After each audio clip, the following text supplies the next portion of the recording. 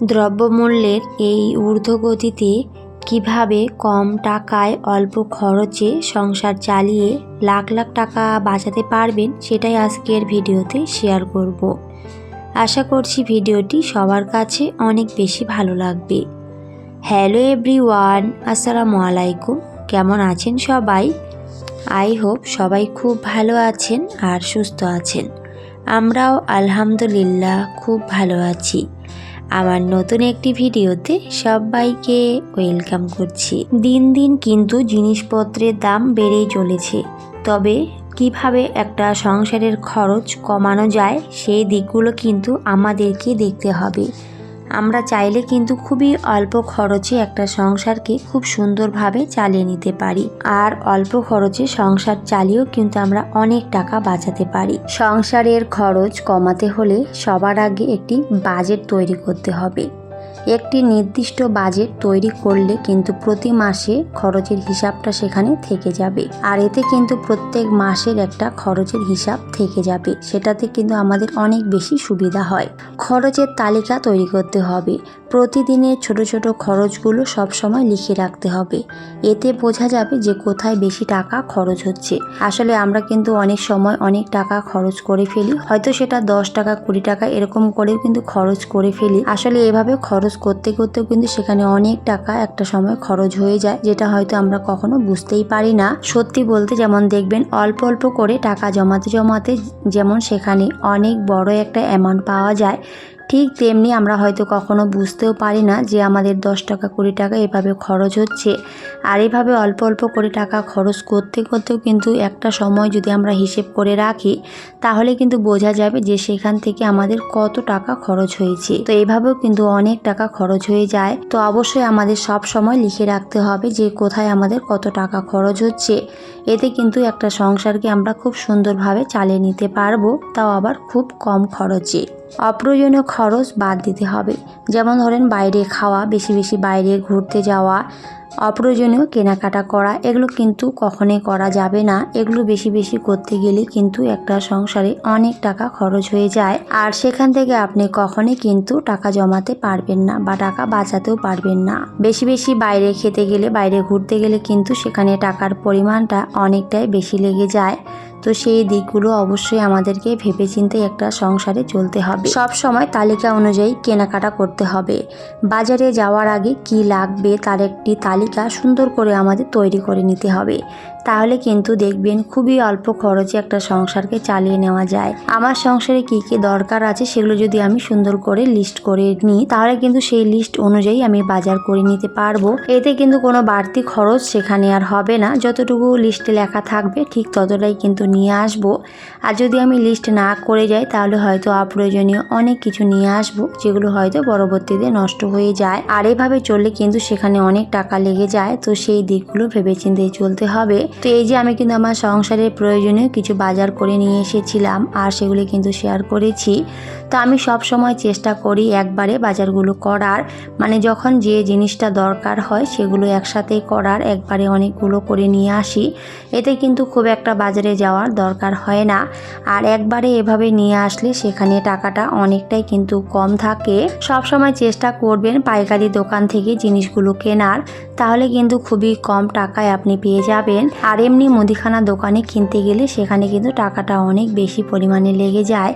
তো এই যে ছোট ছোট উপায়গুলো যদি একটু মেনে চলি, তাহলে কিন্তু সেখানে আমরা সংসারের খরচ থেকেও হাজার হাজার টাকা বাঁচাতে পারি।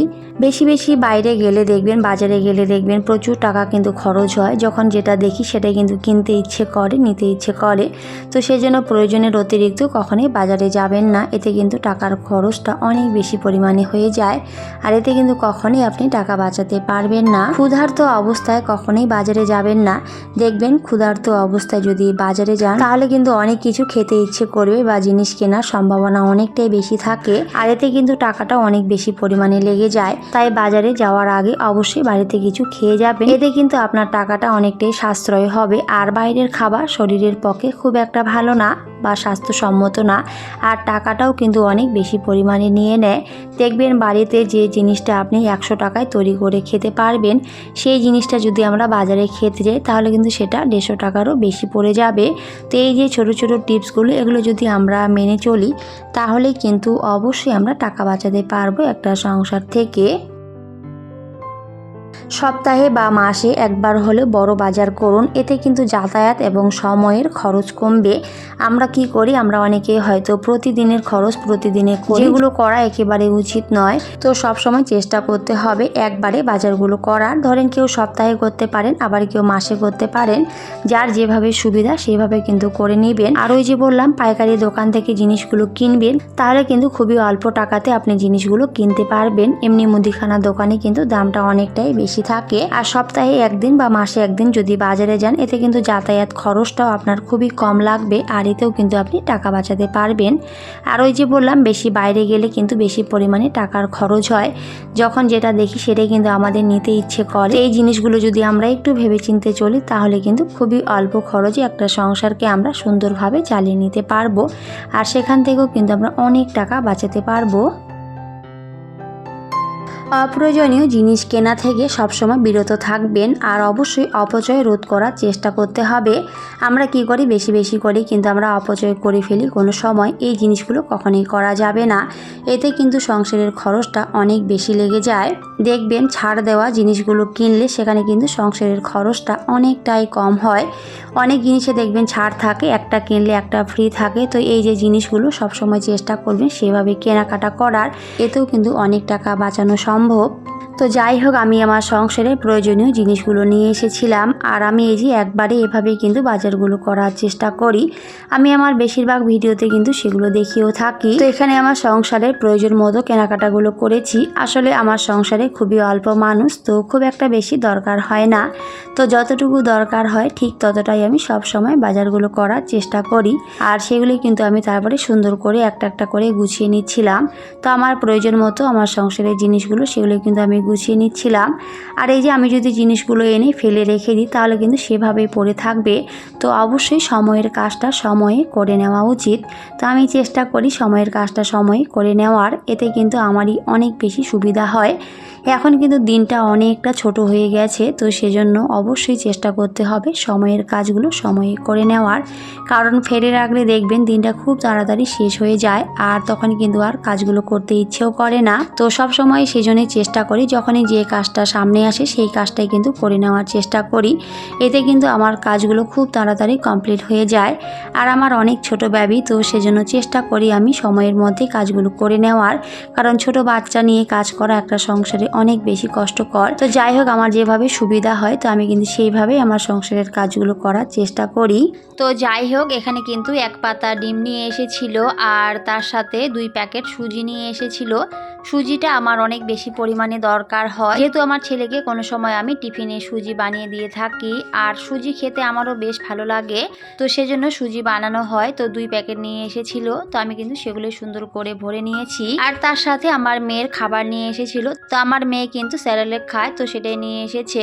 তো আগে একটা প্যাকেট নিয়ে এসেছিল, তো সেটাতে অল্প ছিল, তো ভাবলাম সেটাই এখন ঢেলে নিই। আর নতুন যে প্যাকেটটা এনেছে তো ভাবলাম সেটা এখন রেখে দেব। তো যখন আগের প্যাকেটটা শেষ হয়ে যাবে তখন কিন্তু এই প্যাকেটটা ভরে নেব। তো ওখানে কিন্তু 2 প্যাকেট তেল নিয়ে এসেছিল, তো আমি কিন্তু তারপরে তেলটাও সুন্দর করে ভরে নিয়েছি। তো রান্না করার ক্ষেত্রে সবচেয়ে বেশি যে দরকারি জিনিসটা সেটা হলো তেল। তেল ছাড়া দেখবেন রান্না বাড়া একেবারেই কিন্তু করা সম্ভব হয় না, আর তেলটা একটু বেশি পরিমাণে কিন্তু লাগে।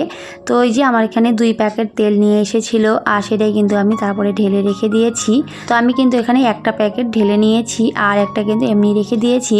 তো যখন এই তেলটা শেষ হয়ে যাবে তখন কিন্তু আমি ওই প্যাকেটটা সেখানে ভরে নেব। তো এখন শুধু একটাই ভরে নিয়েছি। আর তার সাথে কিন্তু 1 পাতা ডিম নিয়ে এসেছিল। আর কি বলবো, ডিমের মধ্যে প্রচুর পরিমাণে কিন্তু নোংরা ছিল। তো আমি যখন দেখিয়েছি তো আপনারা হয়তো দেখতেই পেয়েছেন কতটা পরিমাণে নোংরা ছিল ডিমের মধ্যে। আর সেভাবে যদি আমি ডিমগুলো রেখে দিই তাহলে কিন্তু অনেক বেশি রোগ ব্যাধি হতে পারে, কারণ ফ্রিজে অনেক ধরনের খাবার থাকে। আর এভাবে নোংরা ডিমগুলো যদি আমি ফ্রিজে রাখি তাহলে ওই যে বললাম বিভিন্ন ধরনের কিন্তু রোগ ব্যাধি হতে পারে। তো সেই জন্যই আমি চেষ্টা করি সব সময় ডিমগুলো সুন্দর করে ক্লিন করে তারপরে কিন্তু ফ্রিজে রাখার। তো সেই কাজটাই কিন্তু তারপরে করে নিচ্ছিলাম। আসলে আমরা যদি নোংরা এলোমেলো করে একটা সংসারে চলি তাহলে কিন্তু পরবর্তীতে আমাদের অনেক বেশি রোগ ব্যাধি হতে পারে। আর রোগ ব্যাধি হওয়া মানে কিন্তু সংসারের খরচ। আর যখন ডাক্তারের কাছে যাবেন তখনই কিন্তু আসলে বোঝা যায় যে কত পরিমাণে টাকা সেখানে খরচ হয়। তো সেজন্য যদি একটু পরিপাটি হয়ে একটা সংসারে চলা যায় পরিষ্কার পরিচ্ছন্নভাবে তাহলে কিন্তু সেখান থেকেও আমরা অনেক টাকা সেভ করতে পারি। তো আমাদের উপরে কিন্তু অনেক দায়িত্ব, অনেক কিছু আমাদের মেনে চলতে হবে। তো এই যে ছোট ছোট নিয়মগুলো এগুলো যদি আমরা মেনে চলি তাহলে কিন্তু খুব সুন্দরভাবে একটা সংসারকে চালিয়ে নিতে পারবো, তাও আবার খুবই অল্প টাকায়। তো আমি এই ছোট ছোট টিপসগুলো সব সময় মেনে চলি আর সেগুলি ভিডিওতে শেয়ার করি। সংসারের খরচ একটু বুদ্ধি করে করতে পারলে কিন্তু অনেকটা টাকার সাশ্রয় হয়। হয়তো দিনের হিসেবে তা অল্প বলে মনে হলেও যদি আমরা মাসিক হিসাব করি, মাসের হিসেবে ওই অল্প স্বল্প বাঁচানো টাকাই কিন্তু অনেক কাজে আসে পরবর্তীতে। আসলে সত্যি বলতে একবারে কিন্তু অনেক টাকা জমানো সম্ভব হয় না। আসলে এভাবে অল্প অল্প করে টাকা বাঁচিয়ে সংসারের খরচ থেকেও কিন্তু প্রায় 10 থেকে 15,000 টাকা অনায়াসেই কিন্তু জমানো সম্ভব যদি আপনি বুদ্ধি করে চলতে পারেন তাহলেই। তো যারা হিসেব আর বুদ্ধি করে একটা সংসারে চলে তারা কিন্তু সত্যি অনেক টাকা জমাতে পারে। তো আমি যেভাবে চলি সেগুলি কিন্তু ভিডিওতে শেয়ার করেছি, এর বাইরে হয়তো আমি কোনো কিছুই দেখাই না। তো যাই হোক, অনেক কথা বলেছি, কোনো ভুল ত্রুটি হলে সবাই অবশ্যই ক্ষমা সুন্দর দৃষ্টিতে দেখবেন। আর এতক্ষণ পর্যন্ত যারা আমার ভিডিওটি দেখছেন কিন্তু একটি লাইক দিতে ভুলে গিয়েছেন, প্লিজ একটি লাইক দিয়ে ভিডিওটি কন্টিনিউ করবেন। আর নতুন বন্ধুরা চাইলে আমার চ্যানেলটিকে সাবস্ক্রাইব করে রাখতে পারেন আর অবশ্যই নোটিফিকেশন অল করে দেবেন, তাহলে আমি যখনই ভিডিও দিই না কেন সবার আগে আমার ভিডিও আপনাদের কাছে পৌঁছে যাবে। আর আপনারা চাইলে সময় সুযোগ মতো করে আমার ভিডিওটি দেখে নিতে পারবেন। আর যারা যারা অলরেডি এই কাজগুলো করে দিয়েছেন আপনাদের একগুচ্ছ লাল গোলাপের শুভেচ্ছা জানাই। এভাবেই ভালোবাসা দিয়ে আমার পাশে থাকবেন। সত্যি এর থেকে বেশি আমি আর কিছুই চাই না। তো অনেক কথা বলেছি, কথার মধ্যে কোনো ভুল ত্রুটি হলে সবাই অবশ্যই ক্ষমা সুন্দর দৃষ্টিতে দেখবেন। তো যাই হোক, এদিকে কিন্তু আমি ডিমগুলো সুন্দর করে পরিষ্কার করে নিয়েছি। আর পরিষ্কার করার পরে দেখতে কিন্তু অনেক বেশি ভালো লাগছিল। আসলে যে কোনো জিনিস পরিষ্কার পরিচ্ছন্ন করার পরে কিন্তু সত্যি অনেক বেশি ভালো লাগে। আর ওই যে বললাম এতে কিন্তু কোনো রোগ জীবাণু আর হবে না। যদি নোংরা অবস্থায় ফ্রিজে রাখা যায় তাহলে কিন্তু অনেক ধরনের রোগ ব্যাধি হতে পারে। তো এভাবেই সবসময় পরিষ্কার করে রাখার চেষ্টা করবেন, দেখবেন নিজেও ভালো থাকবেন আর অনেক টাকাও কিন্তু সংসার থেকে বাঁচাতে পারবেন।